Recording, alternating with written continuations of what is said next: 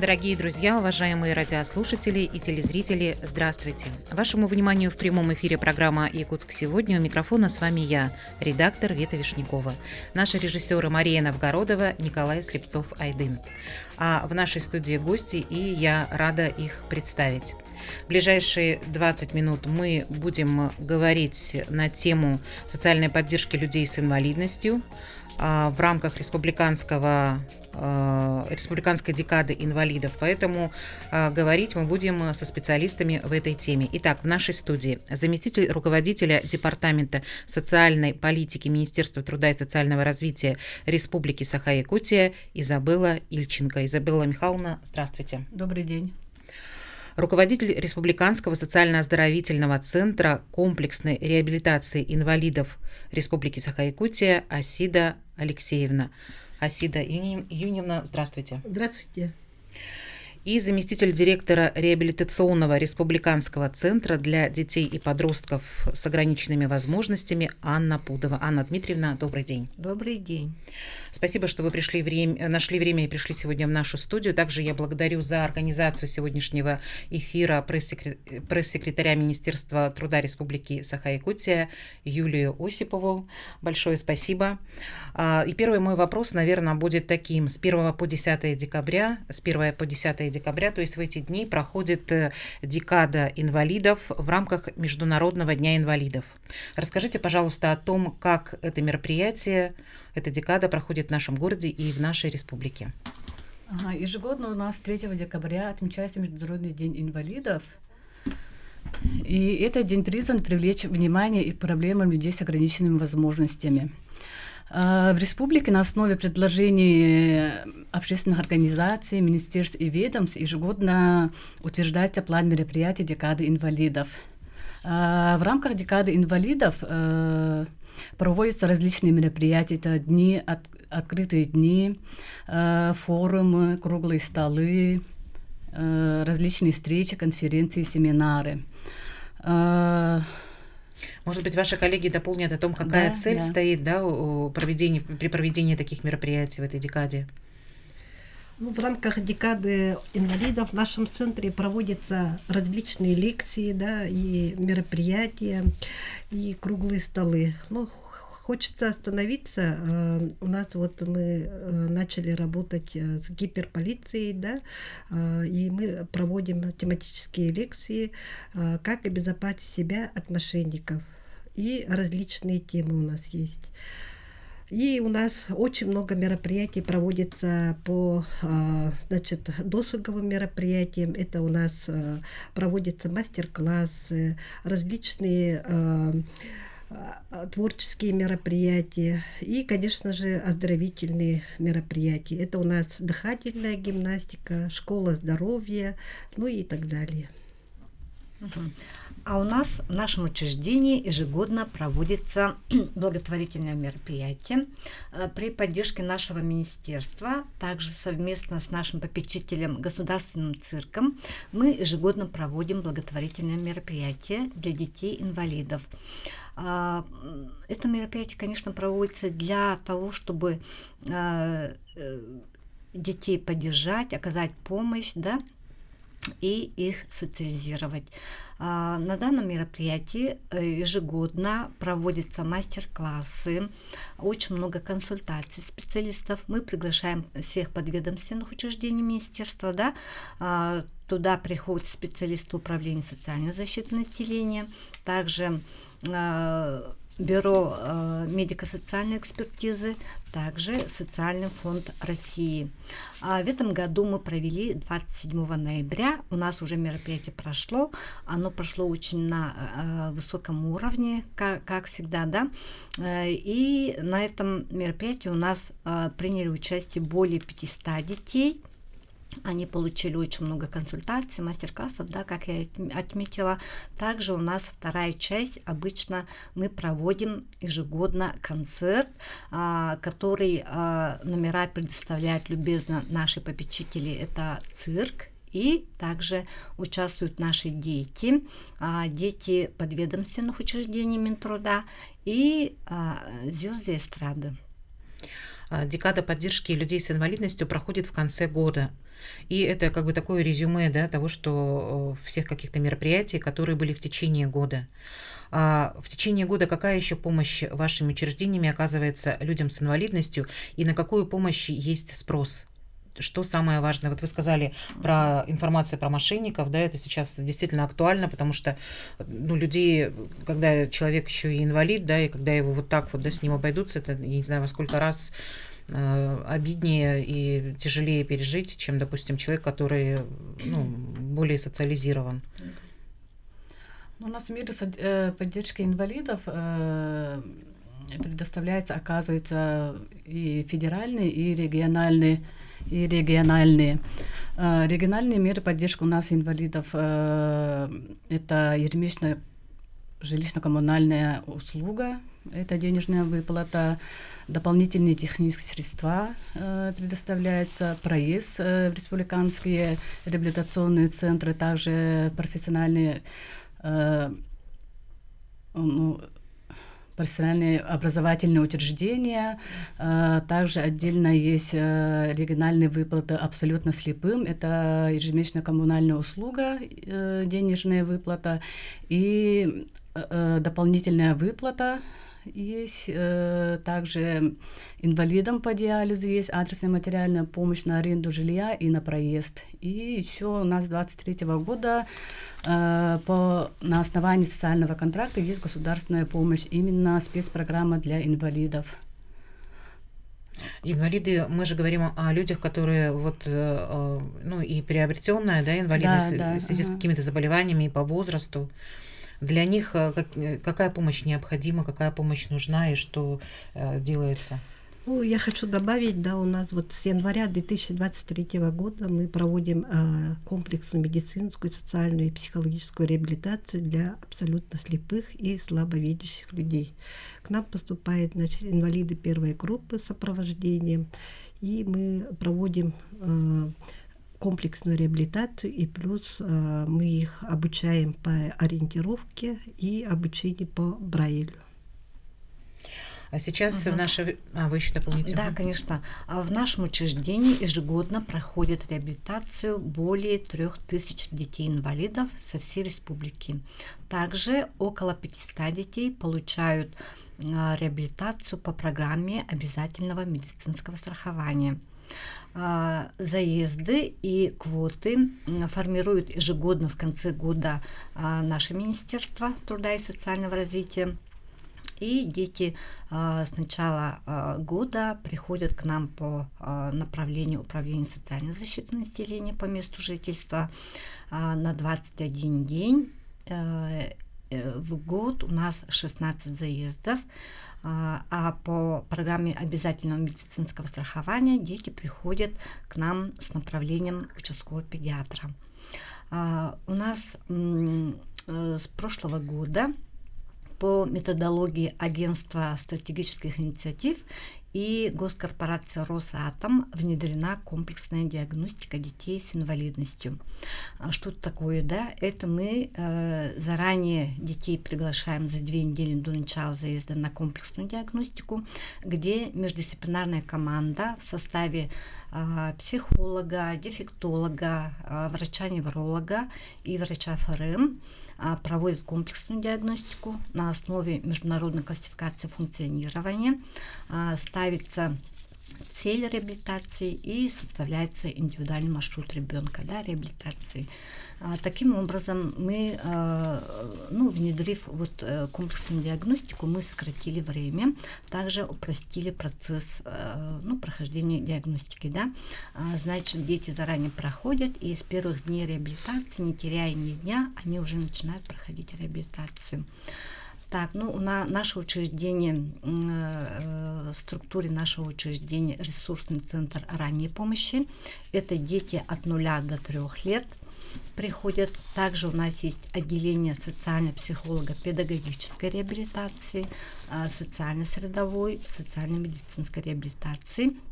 Также есть у нас, мы в прошлом году внедрили учебное сопровождаемое проживание для детей от 14 до 18 лет с ментальными нарушениями.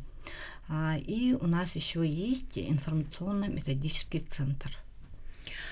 Также с прошлого года мы по гранту Фонда поддержки детей внедрили микрореабилитационный выездной и домашний центры. В прошлом году мы охватили в Вилюйском, Горном, Хангаласском и Намском районах, и также в городе Якутске 48 детей с тяжелыми множественными нарушениями развития. Так печально, что много детей вот с такими заболеваниями, которые не могут быть в ремиссии. Сейчас в нашей реальности невозможно обойти тему специальной военной операции. Какая помощь для людей, связанных с этой темой и их семьям, оказывается вашими учреждениями?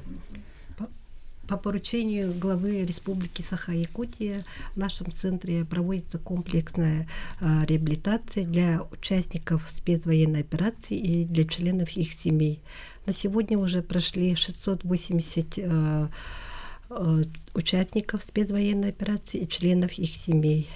Помимо комплексной реабилитации у нас проводится мероприятие просветительского характера, это мы приглашаем военного прокурора, специалиста с управления защиты труда и с фонда защитника Отечества. И, мы проводим с ними беседу с участниками и членами их семей и отвечаем на вопросы, которые они ставят. В основном бывают вопросы по выплатам, по отпускам, по удостоверениям, и другие вопросы бывают. Помимо этого мы организуем работу по участников спецвоенной операции 2 раза в неделю. Мы направляем на бассейн самородок, где они проводят мероприятия по гидрокинезотерапии. И членов их семей и участников мы, по их желанию, отвозим в дом Арчи, где они проводят мероприятия по все мероприятия, которые должны пройти в доме Арчи. А насколько эта популярность среди них, насколько они хотят приходить? Очень востребовано оказалось. Всем же надо свой дух укрепить, и очиститься. И члены их семей особенно нравится посещать дом Арчи. Это входит в комплексную реабилитацию, наверное, работа с психологами, более такая. Да, у нас самая, по опыту, если смотреть, самая работа, главная работа с психологом. Ребята возвращаются с различными состояниями, и мы с ними работаем и возвращаем к мирной, активной жизни. Дай Бог, чтобы это получилось. Если у ОСИДа юнитного учреждения проходят сами участники специальной военной операции, то в нашем учреждении проходят реабилитацию члены семей участников специальной военной операции. Это дети, супруги и мамы. Это то есть бабушки детей, Мы детям предоставляем услуги психолога, дефектолога. Они занимаются в бассейне, лечебной физкультурой, Также они получают физиопроцедуры, массаж. Также для родителей мы предоставляем очень много консультаций. Это консультации психолога, юриста. Также мы проводим всякие тренинги, мастер-классы проводим. Иногда бывает такое, что сами мамы, они изъявляют желание провести сами мастер-классы, Также мы родителям предоставляем выезды, не только родителям, но и детям предоставляем выезды в музеи. Там проводятся очень интересные викторины, экскурсии проводят, мастер-классы проводит. Также мы в работе с семьями участников специальной военной операции мы тесно сотрудничаем с родительским сообществом «Сила семьи». И совместно с их помощью мы организовали концерт учеников Высшей школы музыки у себя в учреждении. Да? Также мы предоставили им бесплатные билеты на представление в Государственном цирке. Также мы в День матери организовали посещение экспозиционного зала «Материнская слава Якутии», где председатель Якутского регионального отделения Всероссийского общественного движения «Матери России» Прасковья Петровна Борисова провела экскурсию и провели очень душевный разговор. А какие запросы, не знаете, вот с какими запросами к психологу приходят семьи участников специальной военной операции? Бывают, конечно, разные. А что вот чаще всего? У каждого свои. И бывают люди с потерями. Это, конечно, очень сложные бывают запросы, да? Поэтому у нас также есть психотерапевт. Хорошо, что они приходят и могут об этом говорить, и не замыкаются, не остаются один на один. Потому что проводится с ними индивидуальная работа, и в индивидуальной беседе, конечно, они больше раскрываются и рассказываются и свое горе, да, и наши психологи помогают им выйти из такой ситуации. У нас психологи обучены, прошли очень много курсов повышения квалификации, да, поэтому мы оказываем им очень такую профессиональную помощь. Спасибо вам большое за вашу работу. У нас из тех вопросов, которые мы запланировали на эфир, еще остается вопрос по поводу технических средств реабилитации для людей с ограниченными возможностями, насколько они для них в доступе. И, может быть, еще кто-то хочет добавить что-то, какую-то информацию относительно нашей общей темы, пожалуйста, потому что остается не так много до конца эфира.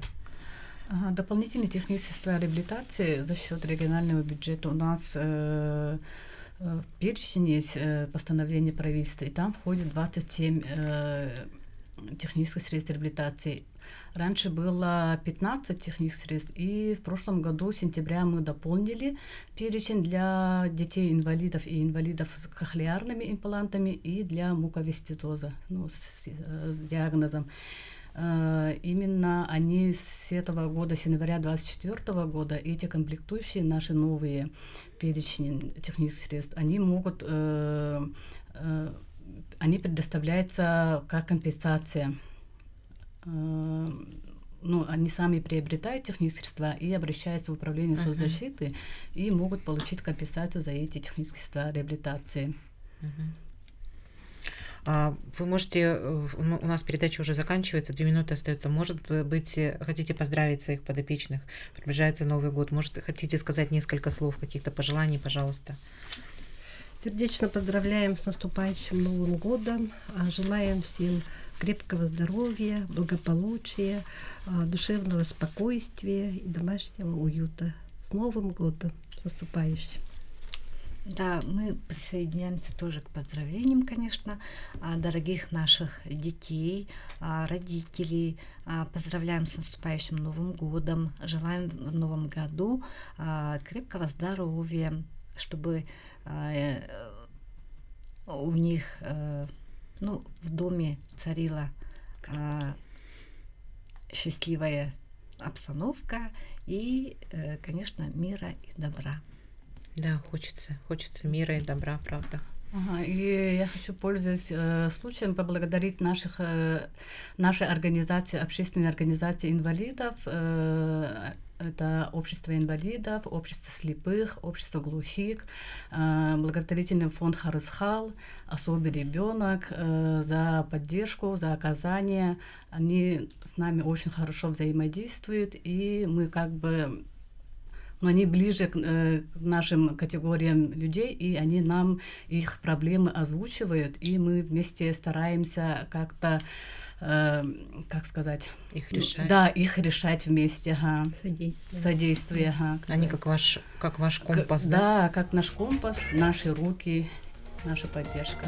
Совместная работа только приведет к хорошим результатом. Да, это правда, согласна. Еще раз благодарю вас за участие в сегодняшнем эфире. Приходите к нам еще в новом году. Слушатели и зрители, оставайтесь. Через короткие 4 минуты вернемся в студию и будем говорить на тему науки.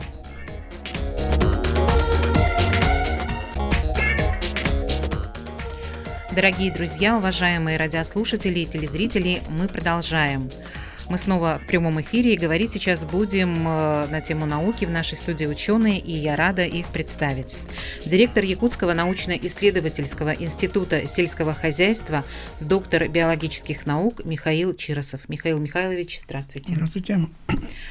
Начальник научно-методического отдела Малой академии наук Республики Саха-Якутия Анна Протодьяконова. Анна Николаевна, добрый день. Добрый день. Также в нашей студии Александр Егоров, начальник отдела развития молодежной науки Департамента науки и инноваций Северо-Восточного федерального университета, преподаватель исторического факультета. Александр Федорович, добрый день. Добрый день. Спасибо, что вы все нашли время и пришли сегодня в нашу студию. Говорить мы в ближайшие 18 минут будем про научную конференцию «Шаг в будущее». Пожалуйста, начните с того, с чего хотите, а я вместе со слушателями и зрителями буду узнавать что-то новое. Ну, республиканская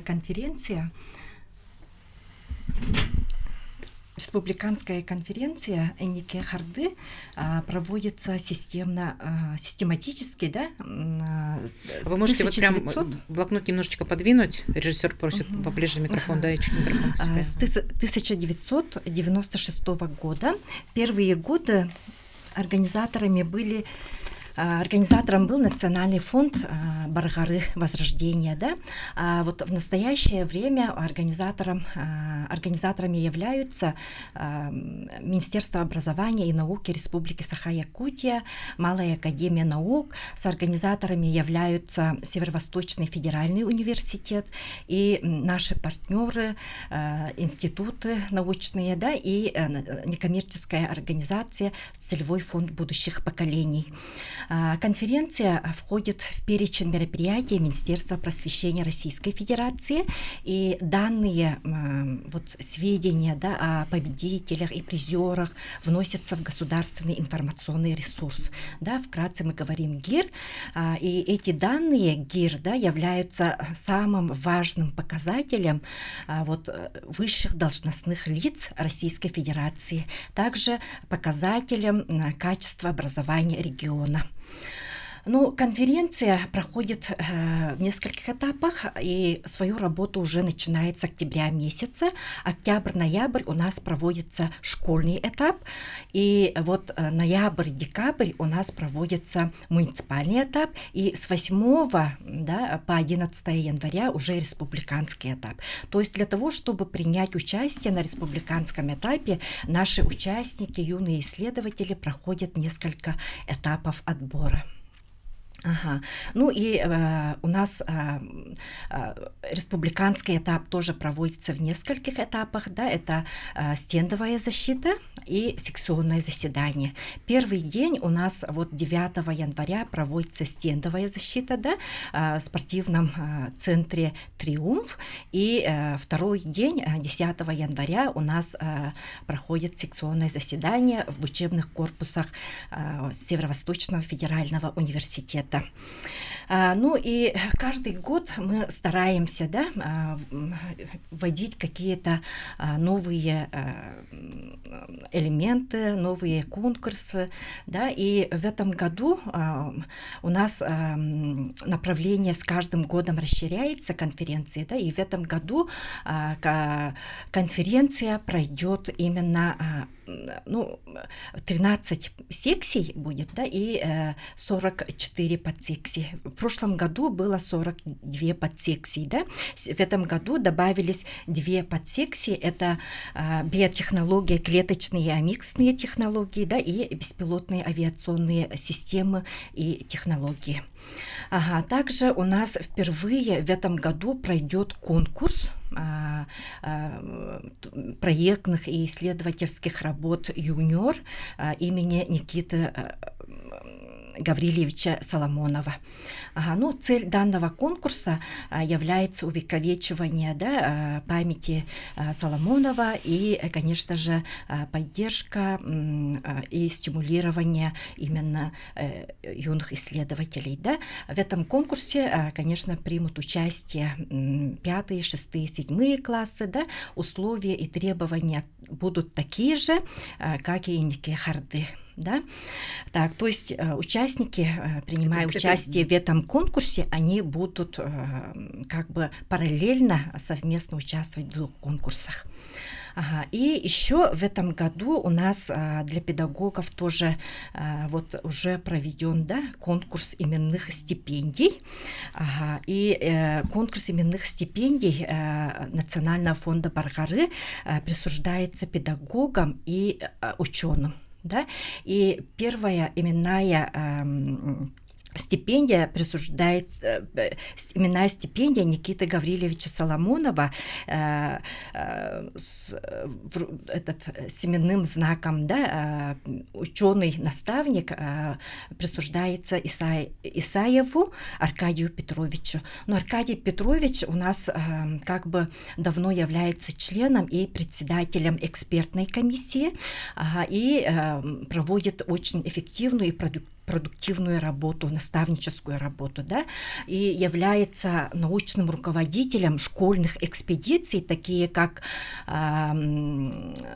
вот по следам Ричарда Маака, Эркени, да, сетевой исследовательский проект «Научное лето онлайн». И, конечно же, в рамках этих школьных экспедиций изданы, опубликовано и разработано множество методических рекомендаций и методические сборники. Также 2 педагога, это Эверстова Марина Константиновна, она стала победителем стипендии имени Юрия Михайловича Григорьева с нагрудным знаком педагог-новатор.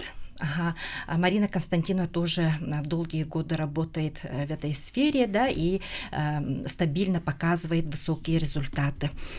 Также стипендию имени Георгия Николаевича Решетникова с нагрудным знаком тоже педагог-новатор получает Артемьева Мария Николаевна, методист Центра дополнительного образования Верхоянского района, и она тоже вот работает Инике Харды давно, 1998 года, тоже показывает высокие результаты. Также она является тоже руководителем школьной экспедиции Верхояне «Пульс холода». Ну и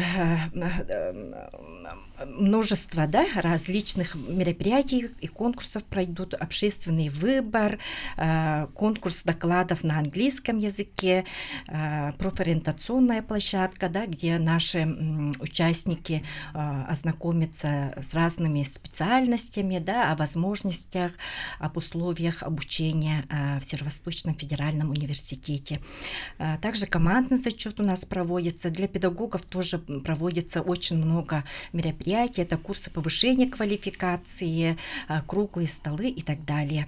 Ну и по итогам Инике Харды наши участники, победители и призеры награждаются дипломом 1, 2, 3 степени, да, и дипломом лауреата. Также победители и призеры получают рекомендацию для участия во всероссийских конференциях. Николаевна, спасибо большое. Полный обзор. Я сижу и думаю, останется ли что-то дополнить вашим коллегам. И вот еще название Инике Харды. Это же то же самое, что «Шаг в будущее», только по-якутски, да? А почему 2 названия тогда? Ну, это, можно сказать, такой тактический ход, потому что когда определяли мероприятия по стране, которые входят в перечень или учитываются в активности министерства, вот эти этапные вещи, они как бы признаются как не очень важными. Ну, типа вы же работаете по клише. На самом деле у нас очень много отличий, своеобразий и много идей, которые, наоборот, Москва от нас принимает. конкурс иностранного языка, элементы выставки массовые, и по-другому мы проводим и командный зачет, и многие вещи, плюс именные вот эти стипендии, они у нас в какой-то мере потихонечку, и расширение секции, это все, Москва очень хорошо принимает, они с нами очень хорошо взаимодействуют, и когда потребовалось тактически, чтобы перечневые мероприятия попали, мы сказали, давайте мы назовем ее по-якутски. И они говорят, пожалуйста, у вас же отличий очень много. Мы, в принципе, и они плюс проводят только под одной эгидой, шаг будущее. А у нас как одно окно, и мы предлагаем больше 10 конференций, самых различных, перечневых, как правило, но иногда некоторые и не перечневые. То есть для развития детей, поэтому у нас получилось как будто одно окно. Вот в одно окно приезжает, у нас же невозможно ездить по 4-5 раз в Якутии, это же огромные расходы, поэтому мы сделали, они видят положение, так что в этом плане мы чисто так назвали, чтобы отличаться от, формально от «Шаг будущее». На самом деле у нас внутри совсем другое содержание. «Шаг будущее» еще так называется центр, который получил имя первого президента Якутии, верно? Или да, у нас в целом по стране есть центральный совет и есть координационные центры, они имеют уровни. Есть самая маленькая такая форма, ассоциированные члены, у них небольшое количество мест, которые они предлагают на Москву. Буквально каждая школа, даже управление образованием могут сделать заявку, там есть оргвзнос, оплачивать и получают некие права. А мы флагманский координационный центр, у нас 75 мест, и у нас очень много возможностей по объему. То есть вот у нас, например, 44 секции, минимально каждый может отправить, но у нас еще есть «Шаг будущее» профессию, СПО очень сильно развивается. Плюс в этом году мы хотим поддержать студентов Северо-Восточного федерального университета АГАТУ, потому что для них тоже вот эти квоты, потому что по положению студенты 1-2 курса тоже могут участвовать. И мы как-то вот так предложили, и они сказали, давайте мы попробуем в этом году отправить какое-то количество студентов 1-2 курсов. Это тоже очень интересный такой подход. Попробуем, потому что у нас вот перечневых уже стало очень много. Мы в общем больше 250, наверное, участников отправляем. Конечно, поддерживают регионы, родители, школы, и, конечно, как каждый из них стремится получить вот эти перечневые баллы, поощрительные, и одновременно у нас они же становятся показателями для оценки это качество образования и вклад в показатели индикаторов, как называемых, это глав субъектов Российской Федерации, как они работают, социум и так далее. То есть поэтому вот мы получается, для всех доступен. И вот эти флагманские центры мы попросили у Центрального совета присвоить имя Михаила Ефимовича Николаева, и Центральный совет единогласно 45 человек все проголосовали в поддержку Михаила Ефимовича. Причем председатель Центрального совета Карпов Александр Олегович, он лично знал Михаила Ефимовича, и он мне вот так утверждал, что Михаил Ефимович оказывал поддержку «Шаг будущее» не только тем, что он, будучи президентом нашей республики, поддерживал ее здесь и фактически ее создал. Он еще на федеральном уровне, когда он работал в Госдуме, в Совете Федерации, в ряде совещаний он просто подчеркивал ее значимость для других губернаторов, для других министерств. И в этом плане Александр Олегович и весь Центральный Совет очень уважал и уважает Михаила Ефимовича, и они единогласно по нашей просьбе Малой академии наук, общественности присвоили, и теперь мы именуемся, и вот в январе будем называться Флагманский координационный центр, длинное название, терпите, Всероссийская научно-социальная программа для молодежи и школьников «Шаг будущее» имени Михаила Ефимовича Николаева. Это очень знаковое событие, вот он недавно ушел от нас, но его имя можно бы присвоить уже очень многим организациям, и плюс по линии общественности и признали на федеральном уровне, вот считаем мы. Плюс у нас конференция носит имя Владимира Петровича Ларионова, а конкурс юниоров у нас носит имя Никита Гаврилович Соломонов. Вот это 3 человека, они, конечно, самые главные для программы «Шаг в будущее», которые определили уровень, имидж, статус и узнаваемость. Это, конечно, очень важно помнить. Это всегда тех, кто нам помогал. Согласна. Александр Федорович, Да. вы самый молодой из участников, Да, из нас, я из всех молодой. в студии. Вы наверняка участник конференции «Шаг в будущее». Да, я, когда был школьником, принимал участие в «Шаг в будущем» в секции исторические науки, где сейчас являюсь секретарем, экспертом уже с какого года? С 19-го года, наверное. Ну, вы так хорошо в карьере продвинулись. Да. Вы преподаватель Северо-Восточного преподаватель. федерального университета. Преподаватель, уже с декабря начальник отдела развития молодежной науки, и именно мы занимаемся подбором экспертов для конференции. Что дает участие в такой конференции школьникам, студентам? Для чего вообще туда Во-первых, идти? Во-первых, это всегда опыт.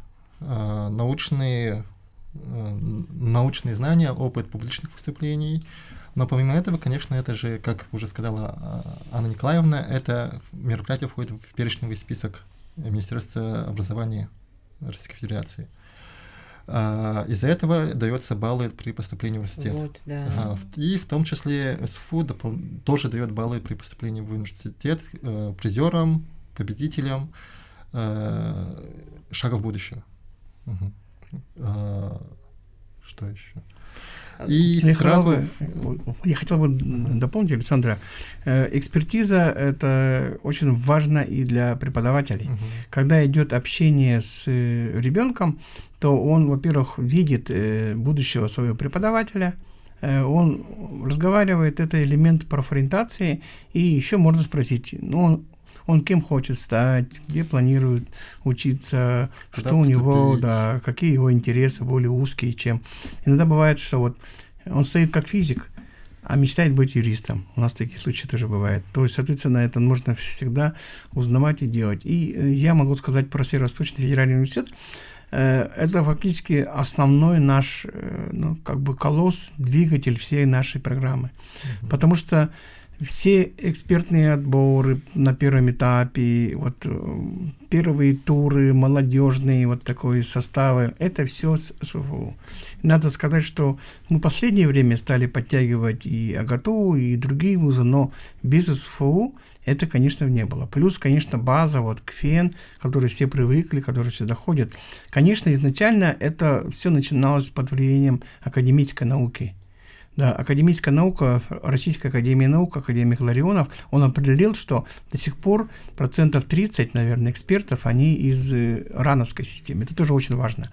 Но без СФУ мы бы, конечно, не смогли. Поэтому мы очень рады, что наши воспитанники, еще есть Малаша Нинель Васильевна, она тоже воспитанница. Это «Шаг в будущее», она недавно стала, доктором наук. Мы гордимся такими молодыми людьми, которые двигают, развивают нашу науку. Потом они делают такой круг, да, и возвращаются к вам, но уже в качестве коллег. Да. Даже руководители, определяющих развитие программы. Куете такую кузницу Да, научных кадров. Спасибо вам большое за сегодняшнюю встречу. И нашим слушателям и зрителям спасибо за внимание. Всем хорошего вечера.